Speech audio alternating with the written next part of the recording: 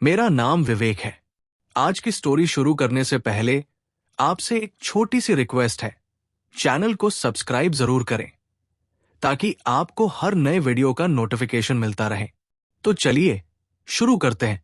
मेरे गांव से 1 किलोमीटर दूर एक बड़ा सा पीपल का पेड़ है जिसकी शाखाएं लंबी लंबी और ऊपर से नीचे की ओर आकर ऊपर की ओर मुड़ी हुई मोर के आकार की है। वो पेड़ देखने में इतना भयानक लगता है कि मेरे तो उस दिन की घटना के बाद रोंगटे खड़े हो जाते हैं।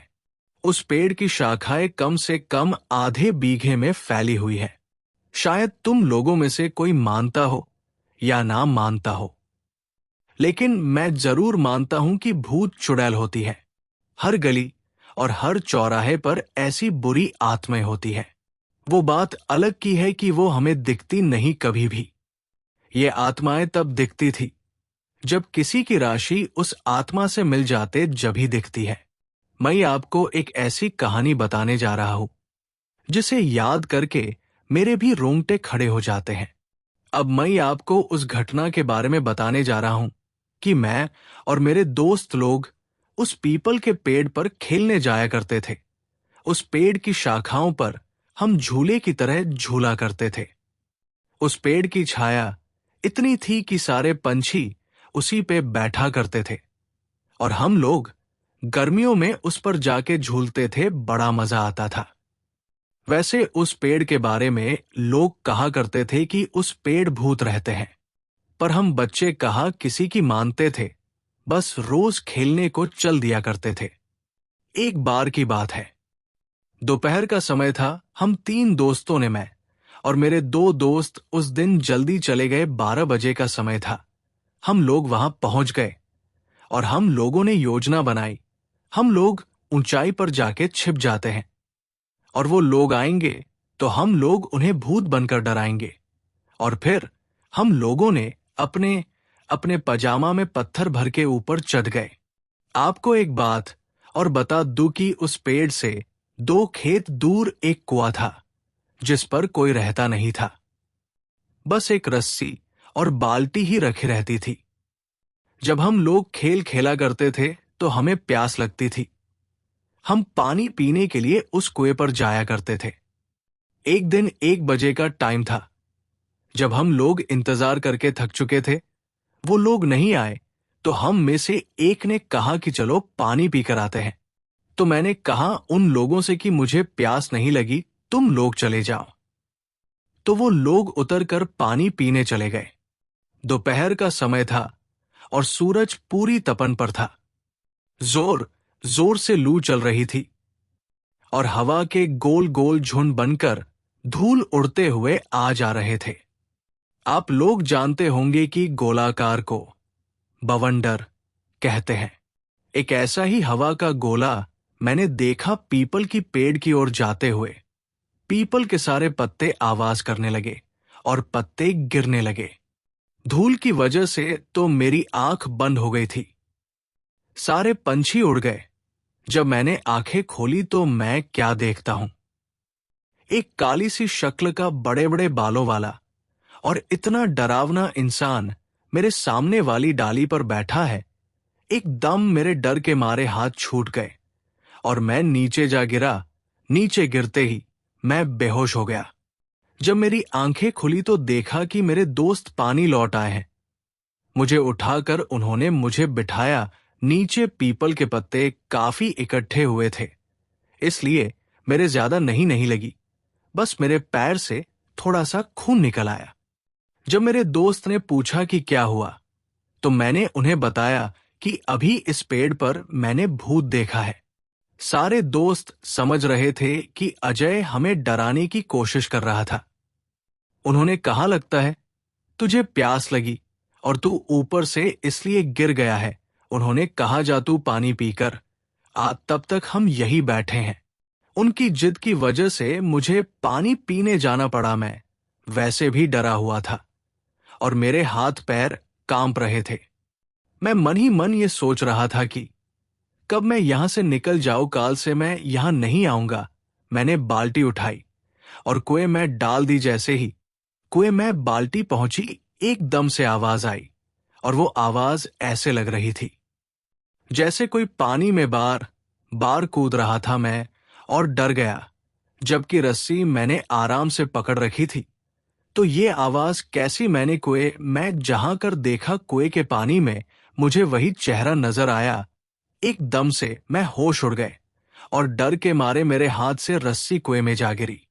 मैंने जैसे ही पीछे देखा, फिर से देखा, वही भयानक शक्ल वाला आदमी खड़ा था। मेरी तो आवाज बंद हो गई। उसके बड़े बड़े दांत तो ऐसे जैसे कि उसने कभी जिंदगी में मंजन नहीं किया होगा।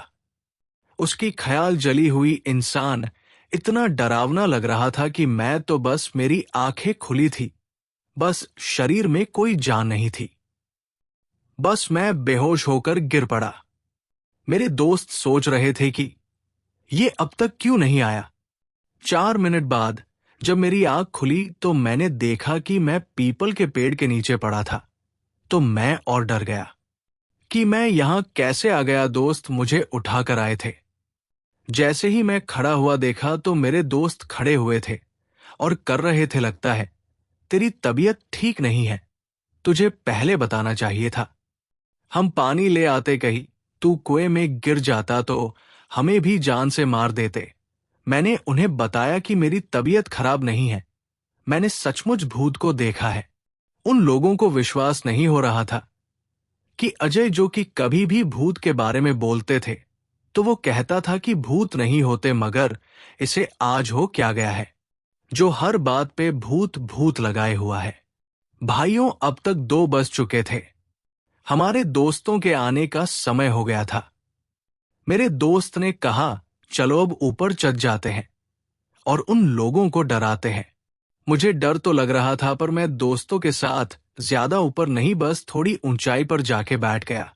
जब वो लोग आए तो हमने पत्थर फेंकने चालू किए, और तब तक हुआ क्या, जोर जोर से एक बवंडर हवा का झोंका आया और सारे पीपल उसने झकझोर के उखाड़ने की कोशिश कर रहा हो। मेरे दोस्तों ने समझा कि भूत है इस पेड़ पर, और वो सारे लोग डर कर भाग गए। और हम बड़े ही खुश हुए कि आज तो इन्हें हमने डरा ही दिया पार। हमें क्या पता था कि वो भूत भी ये सब देख रहा है। और उसने जोर से पेड़ को हिलाया। जैसे ही मेरे दोस्तों ने ये सब देखा, जल्दी जल्दी उतरने लगे। अब की बार तो उसकी आंखें लाल लाल, दांत होंठों से बाहर। हम वहां से भागे। मैं तो डाली पकड़कर कूद पड़ा। मेरे दोस्त जिससे लटका वो डाली टूट गई और एकदम से नीचे गिरा। मैंने उसे उठाया तक नहीं, मैं वहां से भागा और मेरे दोस्त भी पीछे पीछे। बस फिर तो हमने मुड़ कर नहीं देखा, घर आके ही दम लिया। हमने देखा कि हमारा दोस्त विवेक नहीं दिखा रहा है, तो हमने उसे उधर से लेट आते हुए देखा। वो आराम आराम से आ रहा था। उसकी आंखें लाल, हाव भाव बदले हुए नजर आ रहे थे।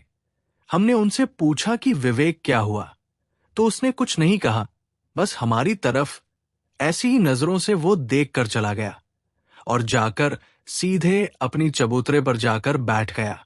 उसके हाव भाव बदले, आवाज भारी सी हो गई है। जब घर के अब लोगों ने उसे देखा और कहा गए थे, तो मेरे दोस्त सुरेश ने सारी बात बता दी।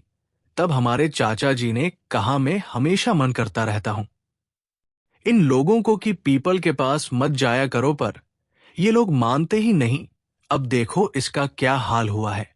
अब जाकर भगत जी को बुला के ले आओ। हमारे गांव में एक बाबा है सियाराम, जो हनुमान के मंदिर में रहते हैं और पूजा करते हैं।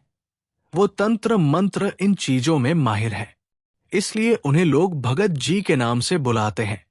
तब मैं जाकर मंदिर से भगत जी को बुलाया। भगत जी ने मुझसे कहा कि पहले कुल्ला कर और जाकर हनुमान के मंदिर से भभूत राख लेकर आ। तब मैंने राख ली। तब तक भगत जी ने कुल्ला करके अपना कमंडल, साधुओं के पास जो पानी पीने के लिए होता है, उठाया और चल दिए।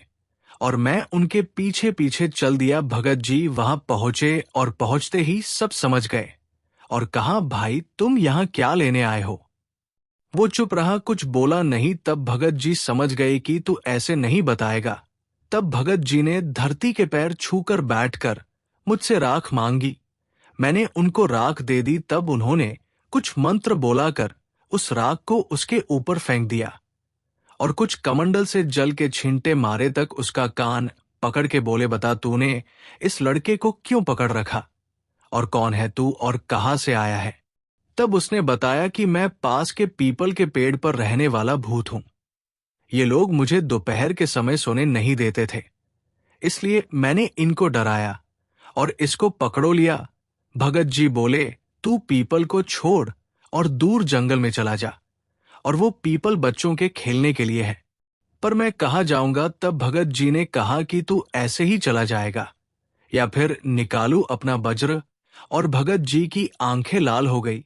तब भूत ने कहा, आप मेरा कान छोड़ोगे तभी तो मैं जाऊंगा। देख कितना अच्छा बच्चा है, इतना जल्दी समझ गया। एकदम विवेक हिला और वो सामान्य हो गया, जैसे कि अभी सोकर जगा हुआ है। तब भगत जी ने कहा, जाओ, अब पीपल वाला भूत भाग चुका है, अब तुम कभी भी जाकर उस पेड़ पर खेल सकते हो।